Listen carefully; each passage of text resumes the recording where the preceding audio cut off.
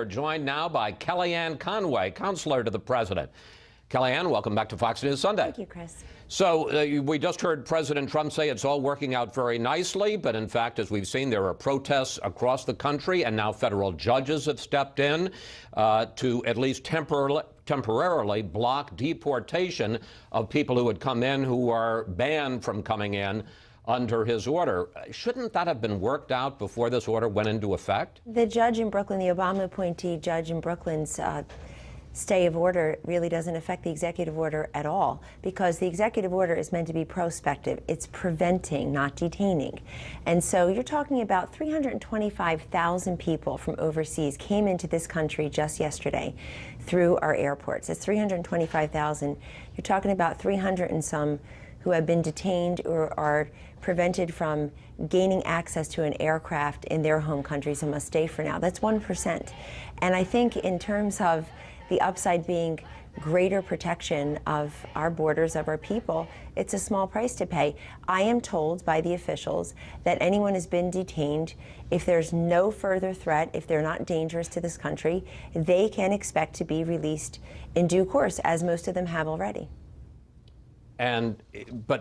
So the ones that are here will be allowed, if they're vetted, to stay. You're talking about the people who came on aircraft? Yes.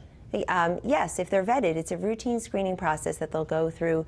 If they are not dangerous, if they're not a threat, then they will be disposed of in a case-by-case. Their situations will be handled on a case-by-case basis.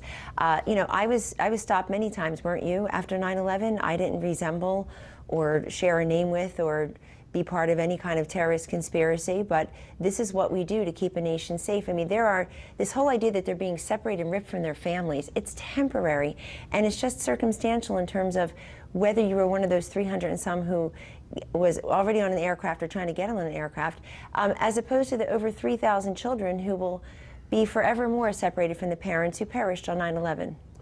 President Trump says if we let refugees in, the Christians will be given priority. Here he is. If you were a Muslim, you could come in. But if you were a Christian, it was almost impossible. I thought it was very, very unfair. So we are going to help them.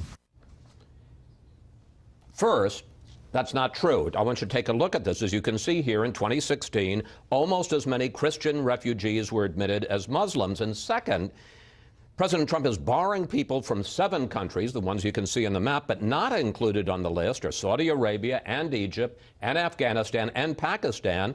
And Saudi Arabia is where most of the 9/11 hijackers came from. Why are they not on the list? This list of 7 countries was offered by President Obama and his administration. In 2015, well, that's never stopped you before. Well, but hold on. In 2015, Chris, Congress passed the Terrorist Prevention Act. And what it essentially did is it identified the 7 countries, an expanded list from 4, and identifying them as a threat. These are countries that have a history of training, harboring, exporting terrorists. And one thing that's very important to recognize, that whether you're the Orlando shooter, yes, he was born here, but went abroad, was radicalized on the internet. If you are San Bernardino, if you are the Sarnoff brothers in Boston, these are people who traveled abroad, were radicalized, were trained, and then came back and did their bloodletting, their massacre here on American soil. It's no different really than what happened all across Europe. And so we can't just keep on looking the other way and pretending that there aren't people out there.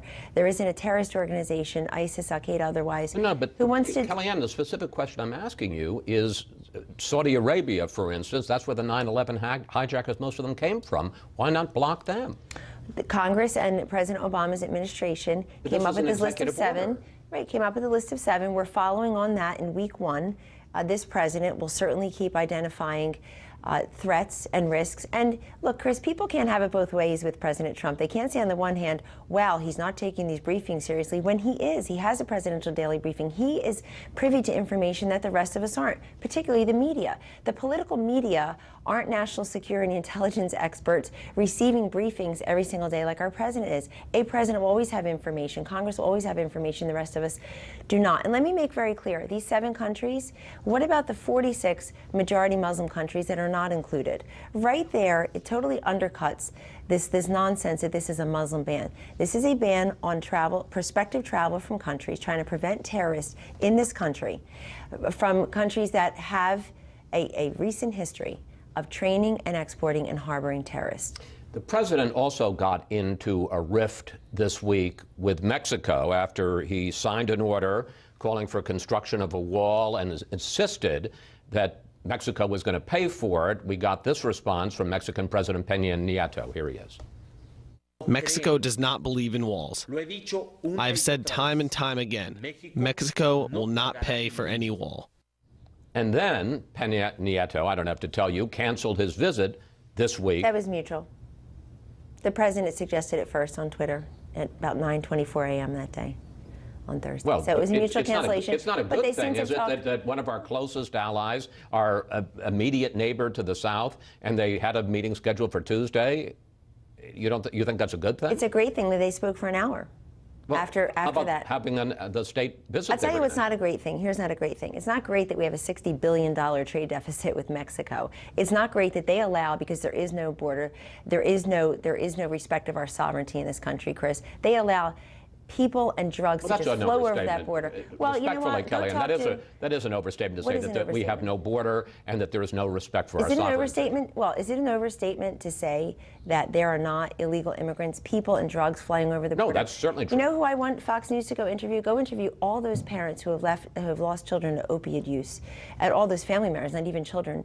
It's a scourge in our society. And the idea that we just allow drugs to flow over our border and we look the other way, it stops with President Trump. He ran on this. It's been a centerpiece. He signed executive orders this week to do a couple of things, to start construction of that wall. It's a physical wall. But he also, in that executive order, Chris, he has expanded the resources and tools that he will give our brave men and women in law enforcement and our border agents. They simply can't do their jobs. You have to expand the physical space for detaining but and stop this nonsense you're catch and answering release. a question I'm not asking. The question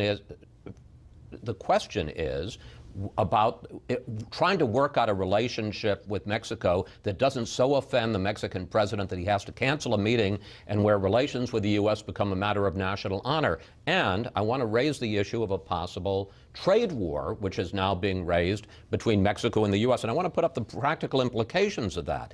Mexico is our third largest trading partner. If we slap a border tax on their imports, and 20% is a number that's been mentioned by people in the White House, U.S. consumers will have to pay more for such things as cars and fresh food, and 6 million U.S. jobs that depend on trade with Mexico will be hurt if they tax our exports to them. In addition, Kellyanne, if Mexico goes into a recession, then we're going to have even more illegal immigration.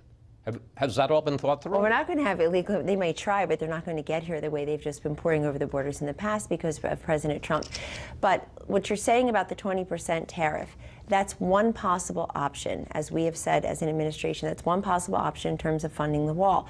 But let me go back to the major point about our relationship with Mexico. It was candidate Trump who accepted the invitation. Please, I'm asking you a question about a possible trade war. Isn't that a dangerous thing if we're slapping taxes on their imports and they're slapping taxes on our imports? And doesn't that destabilize Mexico both politically and economically? I'm not saying that we shouldn't build a wall and we shouldn't protect our border. I'm just saying there's a good way of working it out and a bad way of working it out. There's a fundamental fairness that Donald Trump ran on, won on, and will execute as president of the United States. You saw it already this week, whether he's meeting with manufacturing CEOs, laborers, he's doing the Dakota and Keystone pipelines, and he's telling Mexico that this trade imbalance stops. You know, this idea that we're always worried about the other country, we're always worried about its citizens. This president says America first. 65% of them in a poll this week said. If consumers have to pay more, it's going to affect this country. If we lose some of the 6 million jobs, it's going to affect this country. If they have a recession and more illegal immigrants come in, it's going to affect this country. None of us want that. We want a strong, vibrant, prosperous Mexico. There's no question. That's why the two presidents spoke by phone this week. But remember, this whole nonsense that Donald Trump as president does not want a good relationship with Mexico, he's the one of the two candidates who accepted the invitation of this Mexican president to go to Mexico during the campaign. And now the visit's been canceled. And he did that. No, they talked by phone. There are many different ways for leaders to get work done. I mean, look at how many foreign leaders President Trump talked to just this weekend. It's a dizzying dizzying number. Russia and France and Australia, and certainly we had Prime Minister May here, but they will continue to talk. But Chris, the other statistic people have to realize is the #1 source of revenue going into Mexico are Mexicans in the U.S. sending money back to Mexico. I mean, people feel like things are just unfair here. This man, as president, will do what he promised all along. He will put America first. That includes its workers, its safety, its people, its interests, and its allies. I want to move to a couple of other issues while we have the time. President Trump says that he will announce his Supreme Court nominee this week. Yes. Can you guarantee that his nominee will favor overturning Roe v. Wade? I can guarantee you that the promise that candidate Trump made will continue as president, that he's a pro-life president, and he assumes that he will, well, he has promised that he will appoint pro-life judges, including to the Supreme Court. Here's the thing about the Supreme Court battle we're about to face. If past his prologue, the way that Democrats in the Senate have treated our cabinet nominees does not bode well for filling that vacancy left by Antonin Scalia.